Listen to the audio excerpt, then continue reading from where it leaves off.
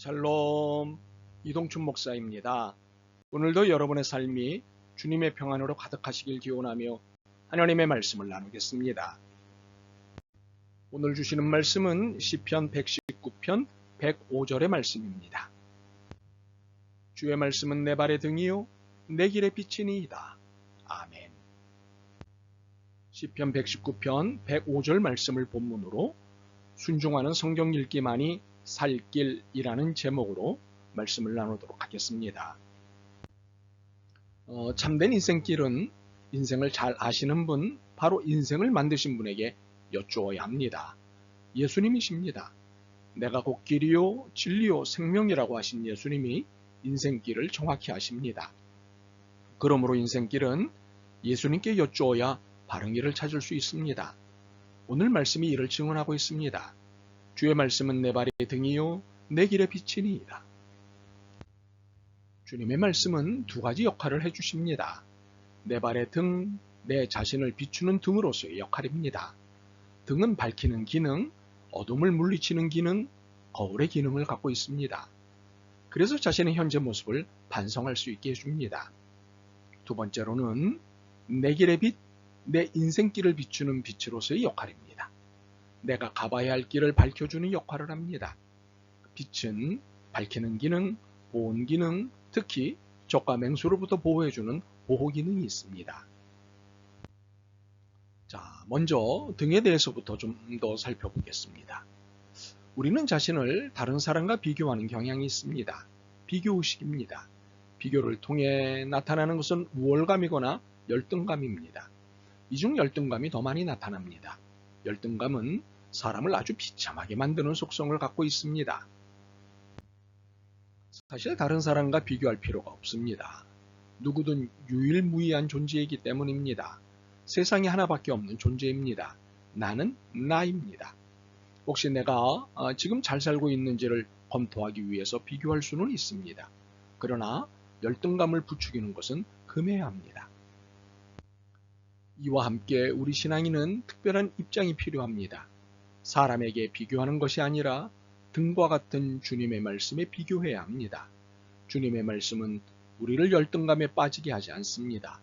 주님의 말씀은 우리의 현재 형편을 보게 하십니다. 반성하게 하십니다. 나 자신을 돌아보게 하십니다. 죄책감이 아닌 죄를 깨닫게 하십니다. 그래서 순수하게 하나님을 의지하게 하십니다. 이번에는 빛에 대해서입니다. 우리는 등대의 중요도를 알고 있습니다. 특히 어둡고 거친 바다에서 등대는 너무도 중요한 역할을 합니다. 내비게이션이 없던 시절 이것은 항해자에게 절대 필요한 장치였습니다. 별도 중요한 역할을 합니다.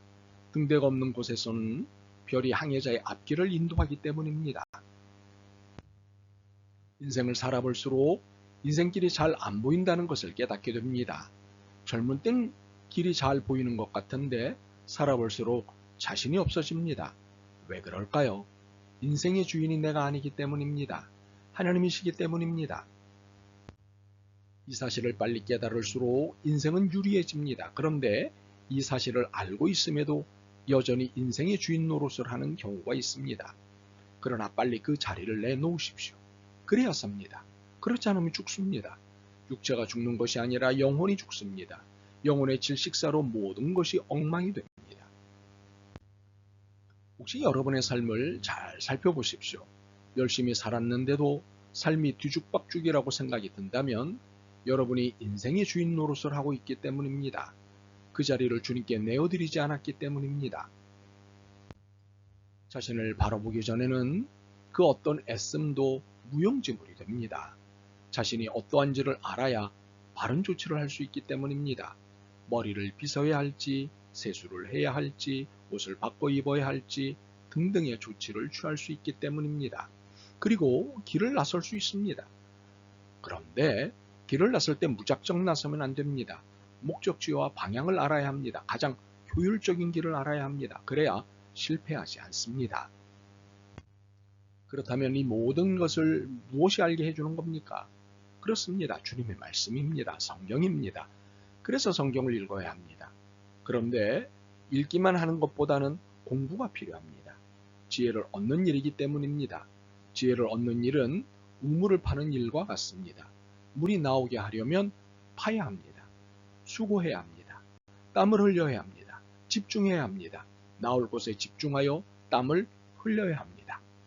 그러므로 말씀을 읽고 공부해야 합니다.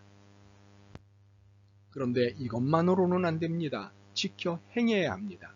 무슨 일이 있어도 지켜내려는 결연함, 단호함이 있어야 합니다. 그리고 지켜내는 의지력이 있어야 합니다. 이것만이 살 길이라면 이것은 당연해야 합니다.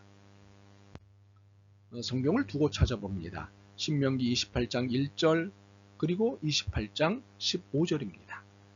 내가 내 하나님 여호와의 말씀을 삼가 듣고 내가 오늘 내게 명령하는 그의 모든 명령을 지켜 행하면 내 하나님 여호와께서 너를 세계 모든 민족 위에 뛰어나게 하실 것이라. 이번에는 15절입니다. 내가 만일 내 여호와 하나님의 말씀을 순종하지 아니하여 내가 오늘 내게 명령하는 그의 모든 명령과 규례를 지켜 행하지 아니하면 이 모든 저주가 내게 임하여 내게 이를 것이니. 결국에 중요한 것은 순종에 입각한 실천입니다. 순종 없는 읽기와 공부는 다 무용지물입니다. 오늘 우리는 인생길을 잘 찾는 법에 대해 알게 되었습니다. 먼저 자신의 형편을 깨닫는 일입니다. 그리고 갈 길을 인도받는 겁니다. 그러면 살 수 있고 성공할 수 있습니다. 분명히 모든 것은 주님의 말씀으로 가능합니다. 주님의 말씀이 여러분을 알게 하고 그 형편에 의해 인생의 바른 길, 성공의 길로 안내할 것입니다. 그러므로 주님의 말씀을 붙잡으시길 권합니다. 그리고 말씀대로 살아내시길 응원합니다. 아멘. 주님, 그동안 인생의 길을 엉뚱한 곳에서 찾았습니다. 그래서 헤매고 방황했습니다. 이제 그 이유를 깨달았습니다. 깨달은 바 주님의 말씀에 길이 있고 답이 있음을 놓치지 않게 하옵소서. 예수 그리스도의 이름으로 기도드립니다. 아멘. 오늘도 여러분의 믿음과 삶을 응원합니다. 사랑합니다.